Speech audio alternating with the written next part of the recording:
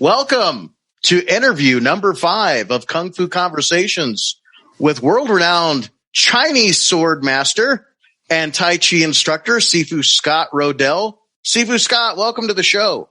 Thank you, my friend. Although honestly, I never call myself masters, but thank you for that. Very much, very much. So I listened to you a few months ago, a fabulous interview on the Chinese Internal Fighting Arts podcast with our friend Ken Gullett. You guys covered a lot of material, but I feel like there was a lot left on the bone. So one of those things was your primary Tai Chi instructor. Would you tell us, how did you meet and what was the training like with your Chinese, your main Tai Chi Sifu? Sure, that'd be happy to. My principal teacher is Wang Yin, who was from Shanxi province, but was in a warlord army. He was a high officer in an army. So, of course, when they retreated to Taiwan, he went there. He might not have survived. And I met him when he came to visit Robert Smith. I had been studying with Robert Smith for several years. And Smith, as you probably know, you may have seen his old book, Masters and Methods, had studied with Wang Yin when he was living in Taiwan. And I didn't really know who he was at all, but he had come to do a seminar in Chicago and then was traveling around the United States visiting people he had known from their days in Taiwan. And I was very interested in Taoist practice, but this was back in that would have been about 82, 83, something like that, way back then. And there was nothing. There was no information. Now there's a lot of spiritless information, but there was nothing back then at all, except maybe for John Blofeld's books. But I was very interested in learning about that kind of practice. And Robert Smith, who honestly didn't really like a lot of people, other teachers, didn't really have a lot of good things to say about the majority of Taiji teachers in the world. But I was in push hands class, and Mr. Smith came over to me and he said, Wang Yin's coming and he's the real thing. He's a Taoist priest. And I thought that was like sending up, signal flares and because he never said anybody was any good. He was very harsh, really, in a lot of ways. So I thought, well, this is a guy, I really gotta meet this guy, gotta get to know this guy. Because there was nobody else you could learn stuff from. And, so when he came, they needed somebody to be his guide, to take him around town and show him the sights here in Washington, D.C. So I lived just outside D.C. in Virginia, and Smith lived outside D.C. in Bethesda, Maryland. And I volunteered because I was a freelancer and I could make my own schedule. And so I was very lucky to spend the day with him. And one thing I found about him is that Wang Lao-Shi always answered your questions. He never, sidestepped or gave you some kind of silly answer like, well, when the phoenix are rising, the dragons will coil around or some silliness like this. If you asked him, how do you do this?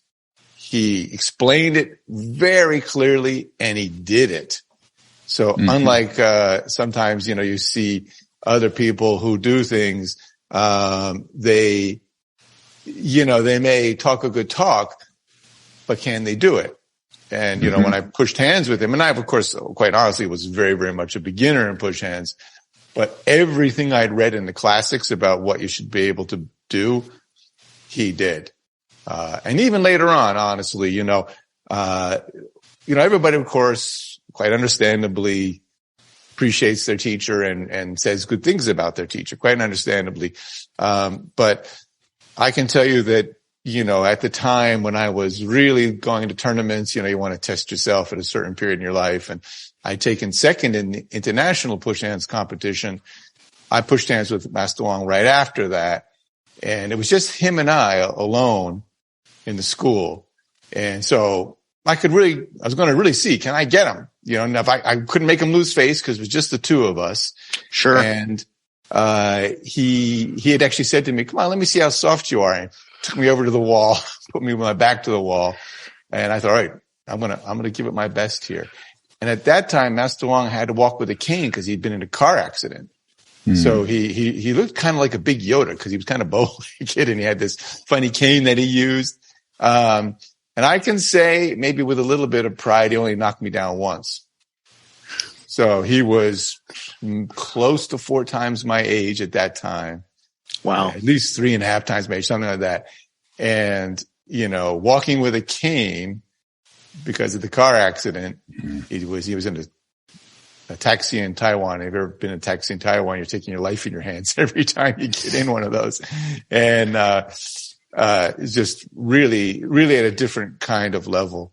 So, imagine a young buck who can take second in a world competition being knocked down by a guy several times his age. So he really was very special, but aside from his skill, he was a very clear in his teaching. And that's what I was just saying before. He always gave you the straight answer and showed you exactly how to do it. There was nothing, no holding back really. So that's why, I'm really fortunate, I think, to have met a teacher like that. Mm-hmm.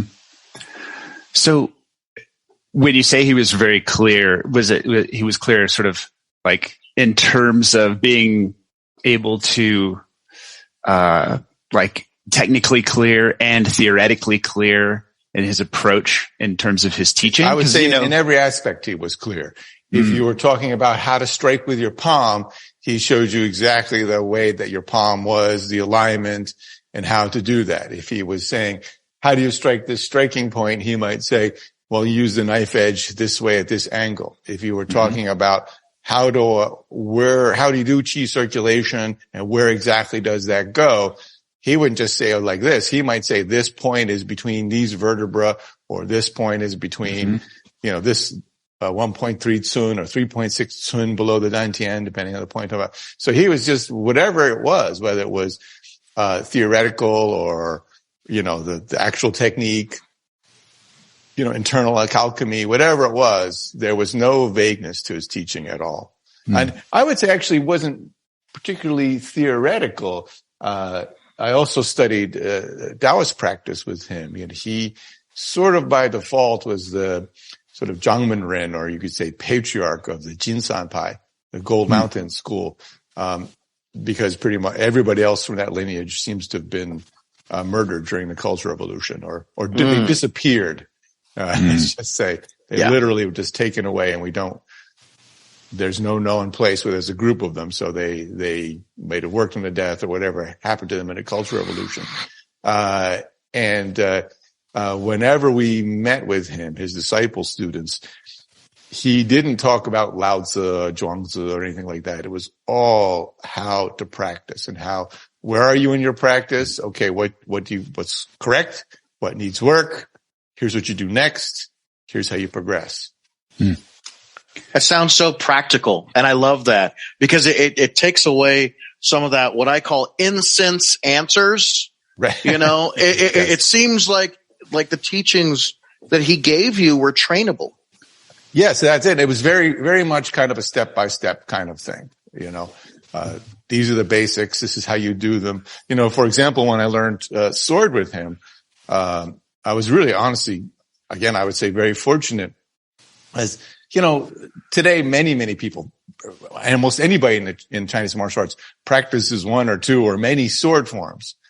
Most of them have absolutely no idea what they're doing, and I'm not saying that to slander anybody. It's pretty obvious, right?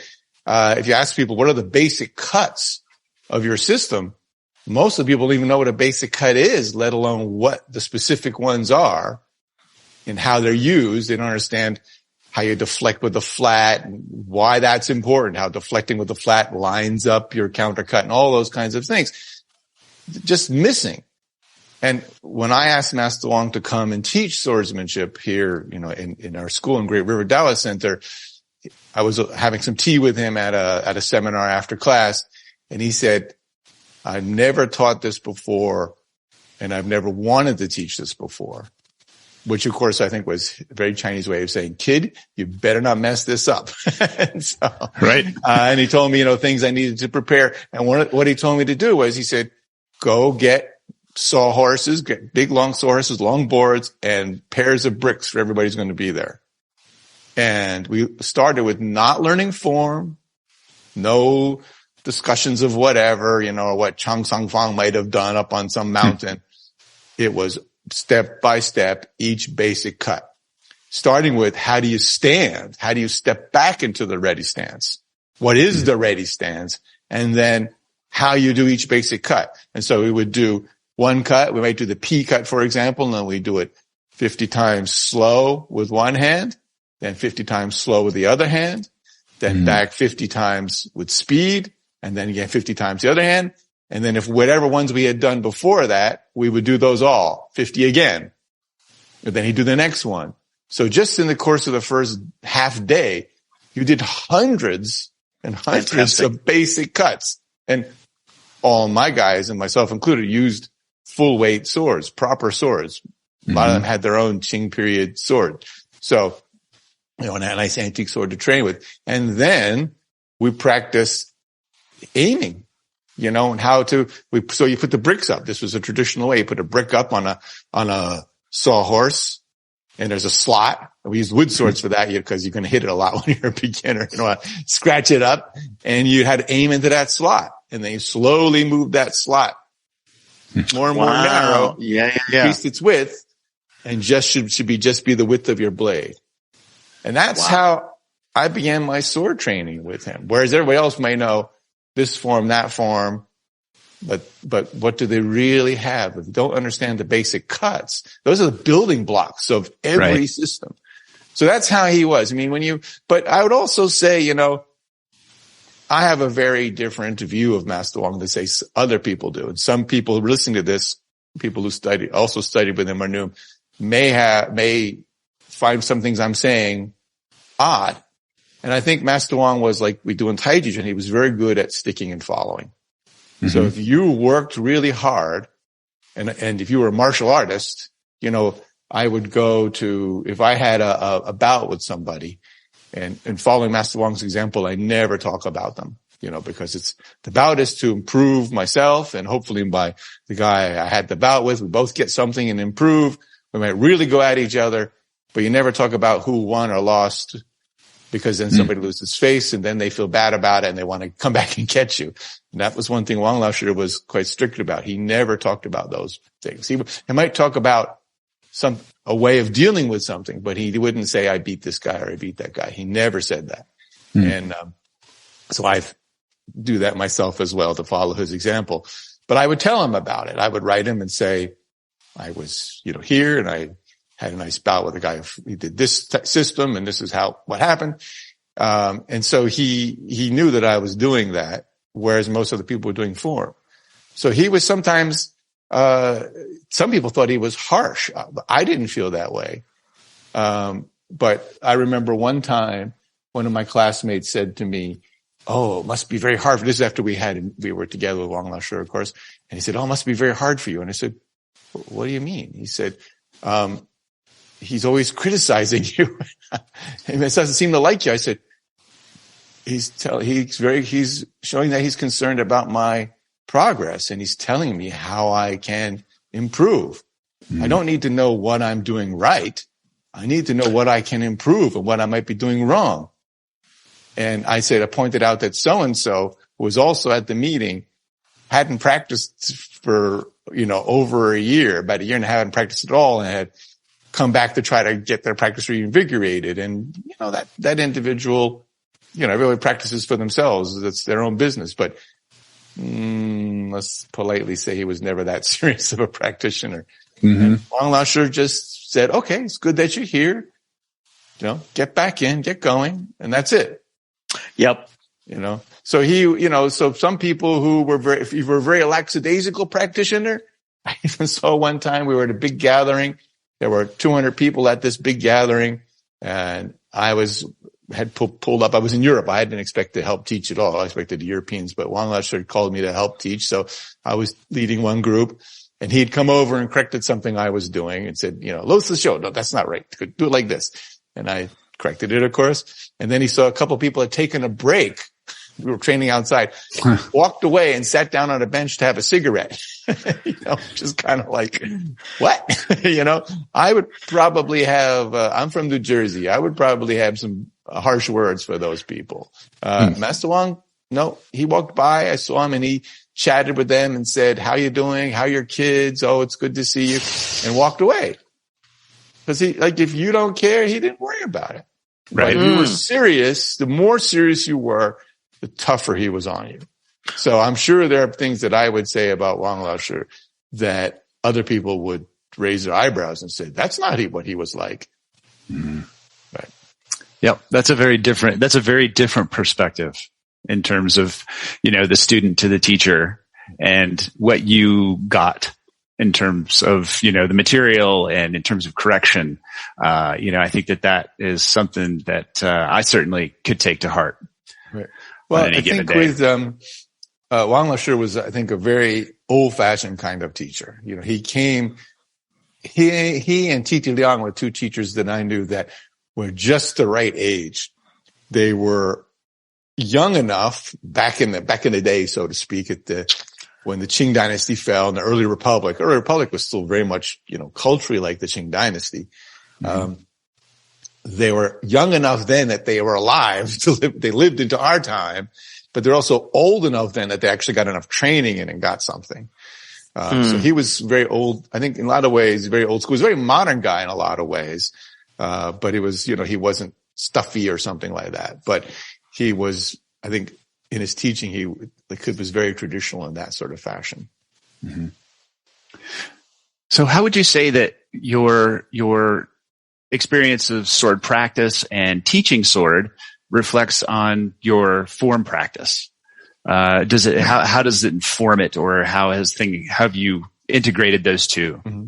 Well, that's a great question. I think because most people, I would say today, are not practicing martial arts, or in my case, Taiji Chuan. And I've been at seminars where I said, I'm a little more harsh than Laoshi. And I have, I remember one time I was in Netherlands and more than a third of the people at the seminar were teachers. And I said to them, you say you're practicing Taiji Chuan, but you're not. You are cherry picking a few things out of the system. This is a big system of things, and all those things should be trained systematically, and they feed back into things. Mm. So if you've never done push hands, how are you supposed to talk about yielding and neutralizing, being soft? And the odd thing is, actually, I think this is a con. People present Taiji Chuan, they present Yang Luchan's art as therapeutic exercise for old people. That's nonsense. It's historical nonsense. Chen Menjing even wrote that form practice that ignores the martial provides health benefits that are at best superficial. Mm. And that is what the manuals, 40, 50 years ago, we didn't have translations of the Chinese manuals. They were hard to even get. So, and if you couldn't read Chinese, you were stuck. They were translated now 40 plus years ago. There's no excuse for people not to be reading them. If you're practicing Yang Style Taijiquan, and of course other styles, those old manuals are translated. And if you read the writings of the founders of Yang Luchan and his sons and their direct students, they all uniformly say exactly what Chen Menjing was saying, that this is a martial art and that you will only gain the civil benefits of this art if you practice it properly martially. Mm-hmm. And so anybody who says they're practicing Taiji Chuan who is not practicing it martially is not practicing according to what Yang Luchan and his son said to do. And frankly, what you hear today very often is, yeah, but followed by, it's a different era, blah, blah, blah. Mm. That is to me the supreme arrogance. You're saying that you understand Yang Luchan's art better than he understood it because you're changing it. In order to change it means you have a deep understanding of it. You're evolving it. I think that's genuinely arrogant. People who practice Taiji Chuan for 2 years and start changing it and marketing it differently. And let's be honest. Why are people presenting Taiji Chuan as a health art? Because they can't do it martially. Mm. And you see, if I say I'm a martial artist, you could The folks at home can't see this, but you can tell by the shape of my nose that I may have taken a couple pops. A few punches there. It's a little crooked. It's a little bit there. Probably looked different earlier in life. I always say that's the nose roll back. I was never very good at the nose roll back. That's a secret stuff. I tried it. I wasn't very good at the nose roll back. I just got smashed. But if I say I'm a martial artist, if I say I'm a swordsman, then I have to be able to do it. You have a yardstick by which to measure me. You don't have to be a great martial artist. When I go to a sword seminar or push hands, I'll point to anybody anytime, especially if there's a big guy. I'll say, come over here, push me. And if I can't yield, neutralize, and push them, then nobody should be at the seminar. And they could just say, I want out. I'll give them the money back. They could go. Mm-hmm. But if I take that away, this is some, it's about, discovering the Tao or some other silly nonsense. Then you have or other one, longevity. How do you know how long I'm going to live? And anybody can put on a good, dog and pony show for the length of a podcast or a seminar or a webinar or whatever.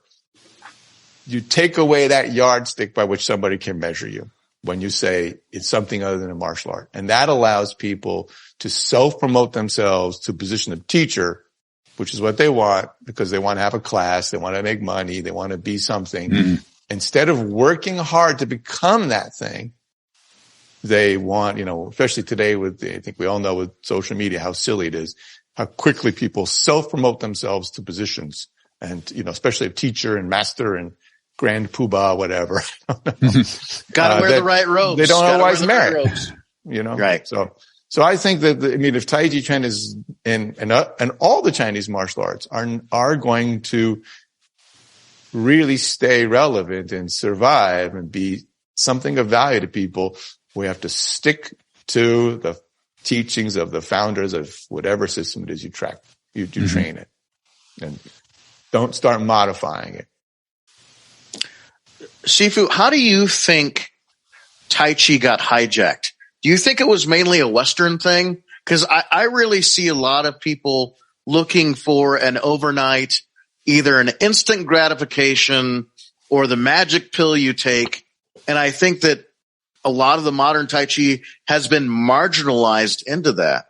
What would be your takes on that? Well, I think it's that Taiji Chuan, who knows? I wasn't there at the beginning, but I think part of it was probably Taiji Chuan came to the U.S. and probably the same in Europe during the 70s, right? Very late 60s, but mostly grew in the 70s when there was very much of a counterculture, kind of, society was in a different place. A lot of things were changing and evolving. And I think a lot of those things were probably very good. But as part of the sort of new age, wave of things that were coming through, I think some people probably jumped onto Taiji Chuan. And I think that early on, this idea of it being a health art or spiritual art, you don't find any of those old guys talking about it as a spiritual art. That's 100% modern creation, but that's the times they were in. And in all honesty and fairness, you can experiment, but if you've ever been involved in any science, you'll know that most experiments fail. I would say the experiment of trying to use Taiji Chuan as a health / meditative / whatever art failed miserably. And now we just have to be honest about that and just go, okay, that experiment failed. Let's do it the way the way the manuals say to do it. Let's do it the way the practitioners are doing the entire system and not just doing a little bit of form to it. Let's bring that back. Let's be honest about that. And I think that there's very much a desire to do that. And look, I'm a Caucasian guy from New Jersey. But pre-pandemic, I was traveling 85,000 plus miles a year to teach swordsmanship. Mm-hmm. Wow. I think that's because lots of people can do that and nobody's interested.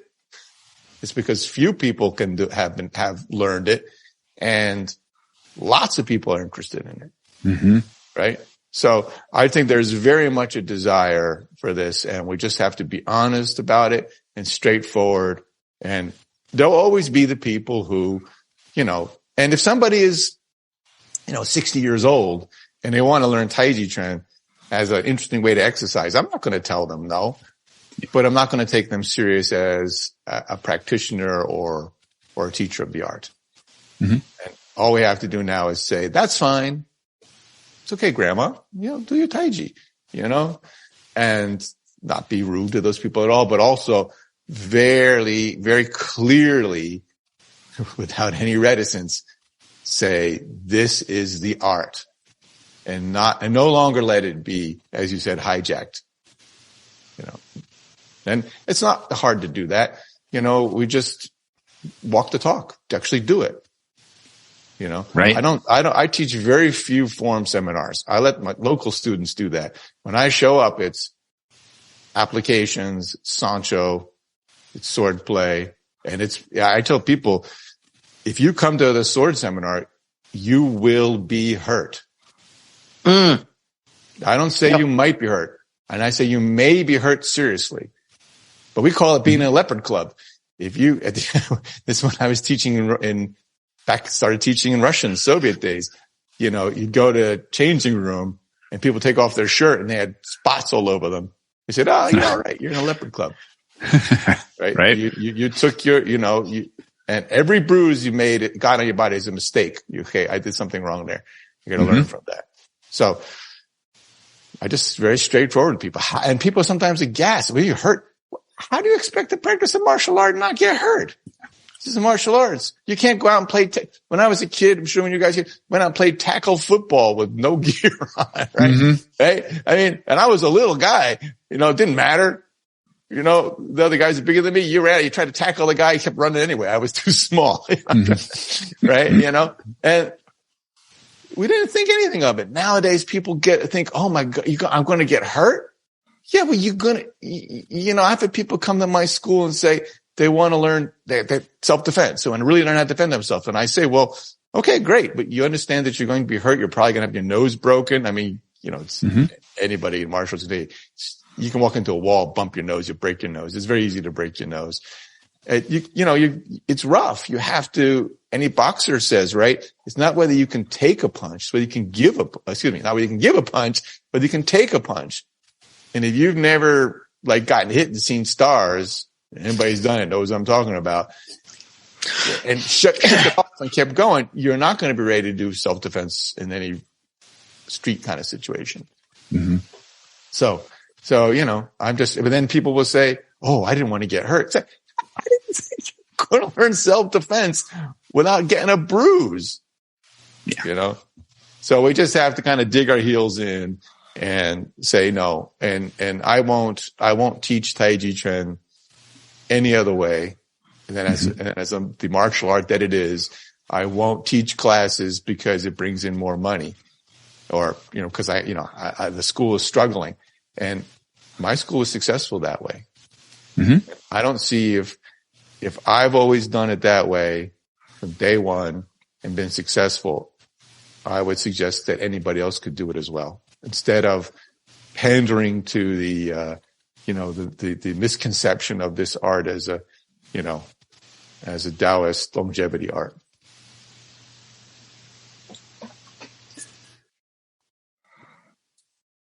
So, I was going to say, I know that you have a number of different weapons inside your Taiji system.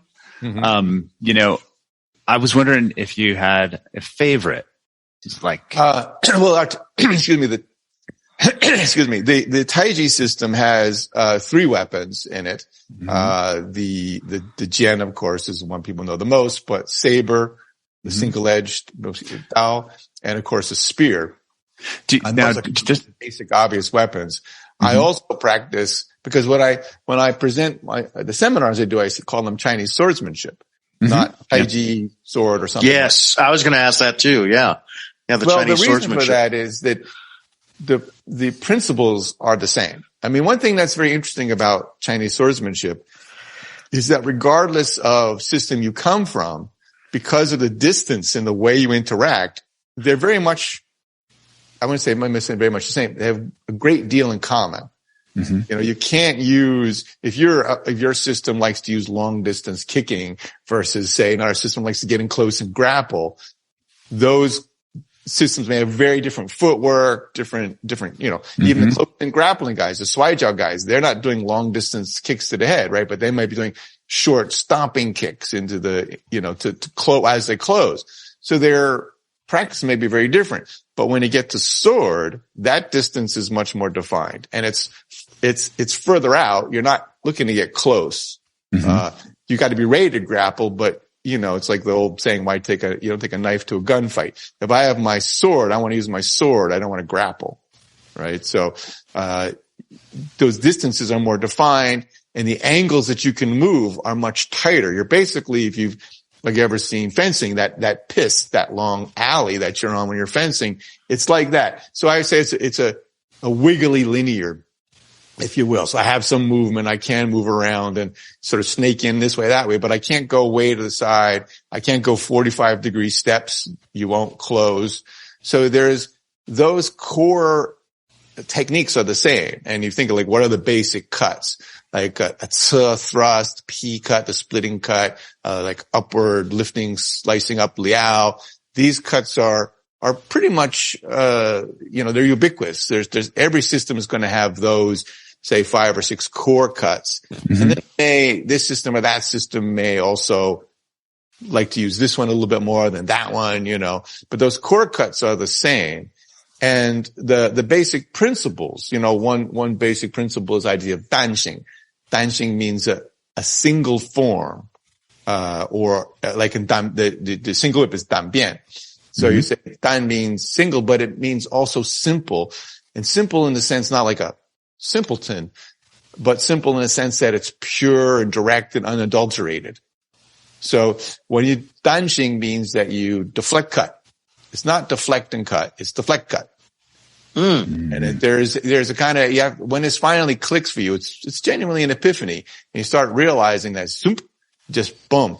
And so, that's one of the main reasons that people sometimes, there's a lot of confusion. I think today there's a lot of kind of trying to, you know, people who haven't had training, trying to grab something from the HEMA world and drag it in and mix it in. So there's definitely, most people get it, but there are a few people who have genuine misunderstanding. For example, they think that you do parry with the edge. You never do that in Chinese swordsmanship. And the odd thing is, I mean,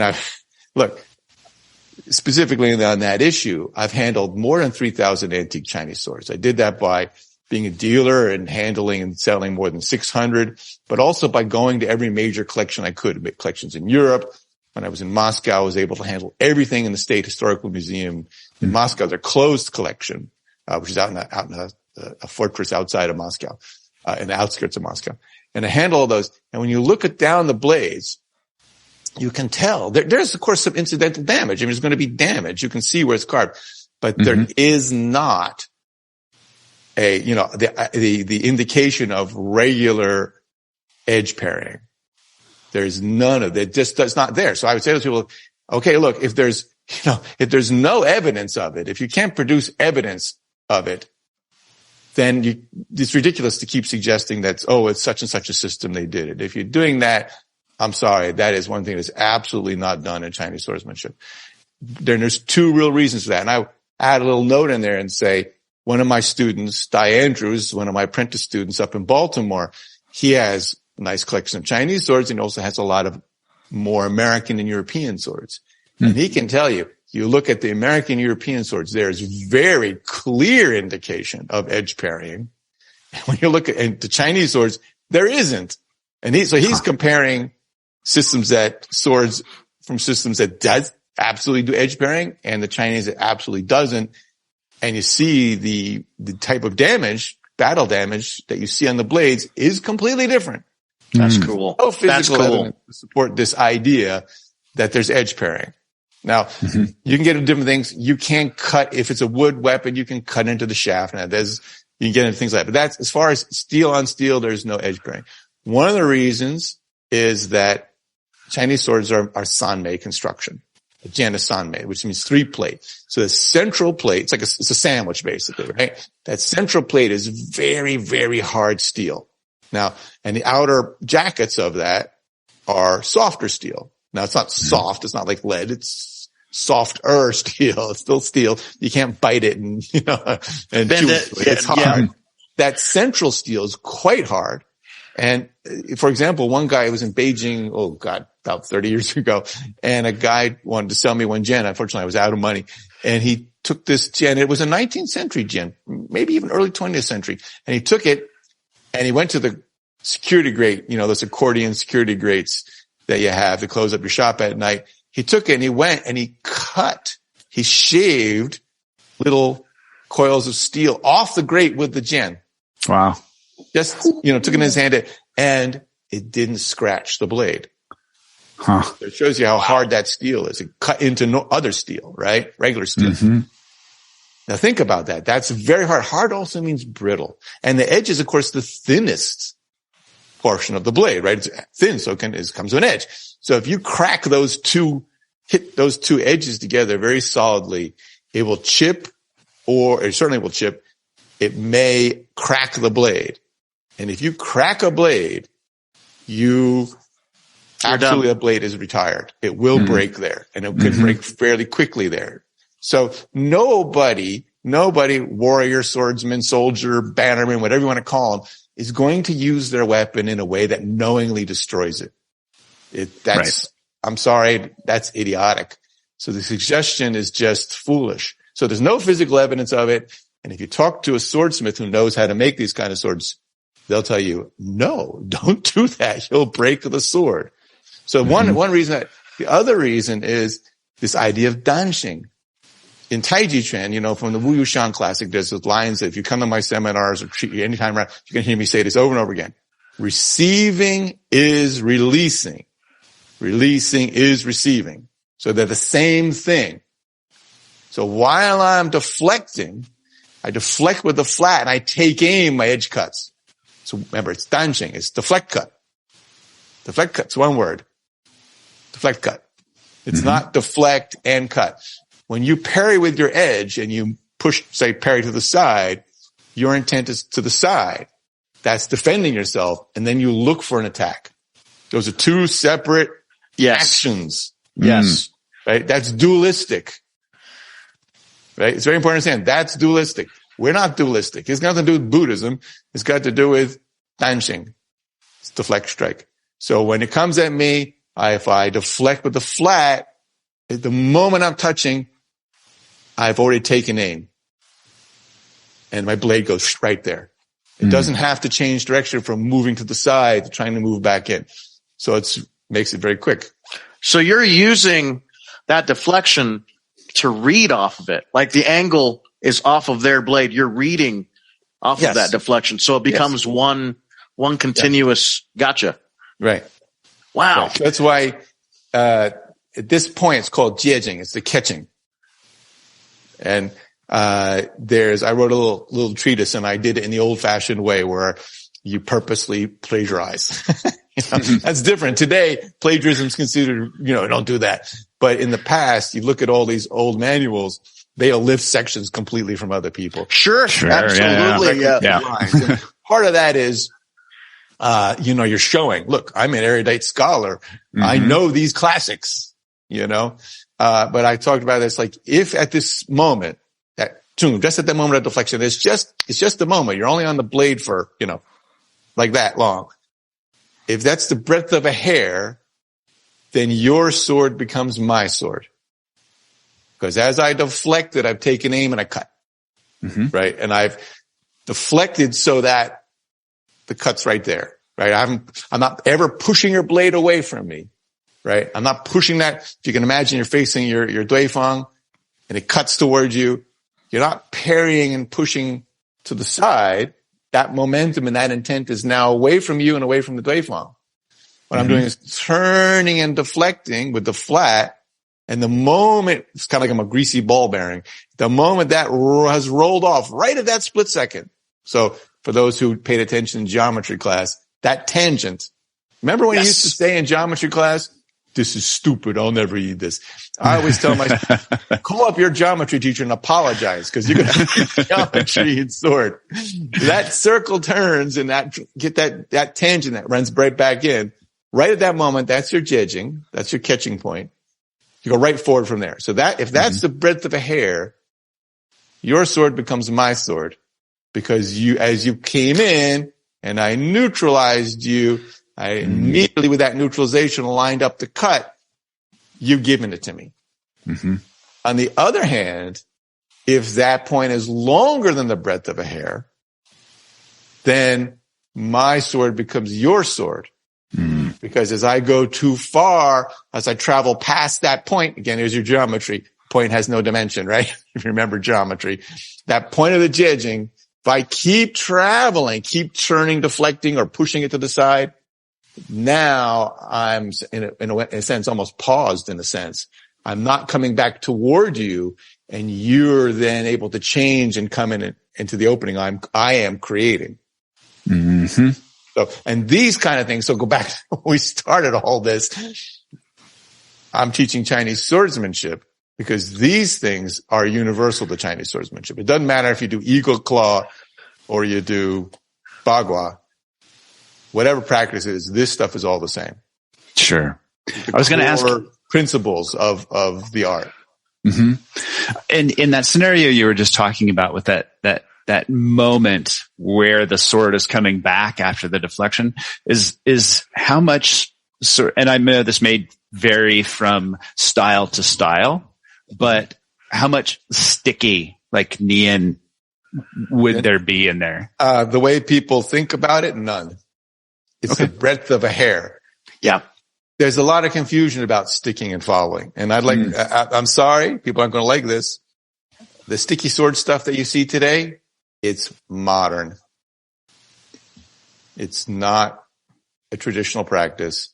And it leads to misunderstandings. If you've been practicing, I've met guys who's push hands guys, they're really good. And you can't get them, you can't move them. And they will root, and they'll root your push and you can't move them. And I always want to say, and that's great. Can I now kick you full power in the floating rib? Yeah. Yep. If you can't root that, then your rooting is foolish. How about a half power punch in the throat? Just half power. Right? The classics say the strike song, the Da So Ge, which is usually mistranslated as a song of push hands. It's literally Da So, hit hand ge song. So hitting hand song or hit hand song, if you want to be literal, says no more than 4 ounces should get on you. Mm-hmm. 4 ounces is if you go over, 6 ounces, you have to need a second stamp if anybody remembers mailing anything anymore. That's how little. That's like 4 sheets of paper in an envelope. One more sheet of paper and you're over. That would be 6 ounces. So it says no, not even a feather can alight on your body. So you're rooting a strike in push hands. First of all, that's incorrect not according to me. Don't take my word for it. According to the classics. Then also, if you're saying that you have to be physically joined, physically touching in order to be sticking and following, I don't care if you've done it for 30 years, you're practicing as a beginner. You're an extremely well-practiced beginner. You might be the best damn beginner around. I may not be able to do push hands with you. You will not last. How long will you last against a first-year boxer? We have the same problem. So if I may just continue with that. Yeah, go ahead. Go ahead. Learn to stick and follow across space. If you have to be touching the stick and follow, you're a beginner. You may be, like I said, you may be an excellent beginner. You may push hands, you may put me in the wall. But if you have to stick, to physically stick, you have to learn how to stick and follow without touching. And so I often joke about this, like if this comes up in seminars, I use the nose roll back we talked about earlier, and I'll get one of the guys who I know is a good fighter, and I'll say, make a fist, all right? And I'll take his hand and I'll bring his hand, put it right on my nose. And I'll say, so he's going to punch me for real, full power, full speed. It's coming right at my face. And I'm not allowed to move until I've physically joined with it. And now that I can use my nose to roll back and roll it off, right? I said, as you can see, I'd always point to my nose. And I said, as you can see, I never mastered that technique. I said, he's punching me, and then I'll have him really punching me, and I'll move with it and not let him touch me, right? 'Cause I'm moving with him. So sticking and following, that people have gotten like too idealized an idea about what sticking and following is. And again, this goes back to what we talked about earlier. If you're practicing Taiji Chuan, push hands is an exercise. It's I love it. I still push hands. I'm going to push hands forever. I like pushing hands. I'm not going to stop pushing hands. Maybe when I'm dead, I'll stop pushing hands. Probably kind of my grave, I'll probably push hands with you somewhere. You know, I love to do push hands. It's great exercise. It's fantastic. But that is a training exercise. You're never at the ATM at 3 a.m. in the morning and some guy comes up and goes, if you don't give me your money, man, I'm going to push you. I'm going to push you in the next week. That's exactly right. No. That's exactly right. So you have to progress. You have to take the skills that you learn in push hands, put them into your form, and then from that, your form directly, you do Sanshou.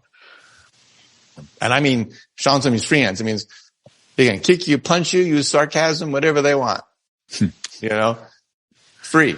And you will get hurt, but you'll learn. And you can start, of course, there's drills. You don't have to throw yourself right into going with the guy who's been doing it for years. But if you can't deflect a punch that's coming at you without warning, and nice roll back and catch it and boom, come right back and strike. The moment that you're touching that physically you're touching is that long. If it's longer than that, your sword becomes my sword. Do you take that principle, Sifu, over into the empty hand work? Sure. I don't do as much. I did that for many years. Unfortunately, an interesting thing is, the Chinese sword seminars are probably done very well, in part because nobody does it. Until recently, now we got people trying to jump on the bandwagon, but. For decades, nobody did it. So I think no teacher didn't feel that rice bowl was in danger when I came to their school. The only places I ever taught and practiced Sanshou was in my own school because nobody ever asked me to do that. So yes, we did all of that. You start with drills. You're not starting with just beating the hell out of each other. Of course. Well, what we did, and that we know now life has changed. For many years, about 30 some years, I had a school downtown and walking distance down to the White House. And Saturday was Sanshou class. And once a year, we did Hell Month, which was November. And that was everybody comes in, does a full warm up exercises, jump drawn for, 35, 40 minutes, all that. So cause I always think, I don't care what you can do at your best. I can only care what you do at your worst, hungover, no sleep, whatever. That's what you can count on, right? So what can you do? So we do all the exercises, wear everybody out some, or get them warmed up at least. Boxing headgear, small fingerless gloves, mouthpiece. And then 1 hour, every 5 minutes, new partner, no breaks. So there's and the rules, of course, if you got somebody down, you got them down and you've hit him in the head 3 times, you stop. You're not trying to, give somebody concussion. You got them. Boom. Get up. Start again. If somebody gets hurt, bloody nose is pretty common. You just take them go in the bathroom, plug it up. Fix it up. Yep. And then come back out and do it again. And, nobody ever going through that ever is thinking about how many bouts they won. It's not like, cause you just go again. Every 5, we set a timer, no breaks, no rest breaks. So the last one is really tough, but that's what you can do. Right. So, and we've had, fortunately nothing really bad. I think broken foot was the worst thing we had. That broke his foot. He didn't want to sit down. He was hopping on one foot. It was the last round. And I said, it was like, well, you could go on for 55. You don't want to punk out and not do the last one, Sure, yeah. All right, I just won't kick. I was like, sit down. You're done. He's like, no. He's hopping on one foot. I said, no, you're done. sit down. I wouldn't let him go, Well, we didn't know at the time, but his foot was broken. So it wasn't bad. I mean, it was a little fracture, Sure. But, bad enough. I wasn't letting him go. It's just the last round, sit down, So we did that. And of course, to be honest, a lot of times it was terrible. I mean, it wasn't always good Sancho. I mean, but that's how you learn. I mean, I'm sure myself and everybody else made plenty of mistakes from the standpoint of whether or not we were doing good Taiji Chuan. But the first time anybody went through it, the most important thing, and they all said this, I'd always ask them, so what'd you learn?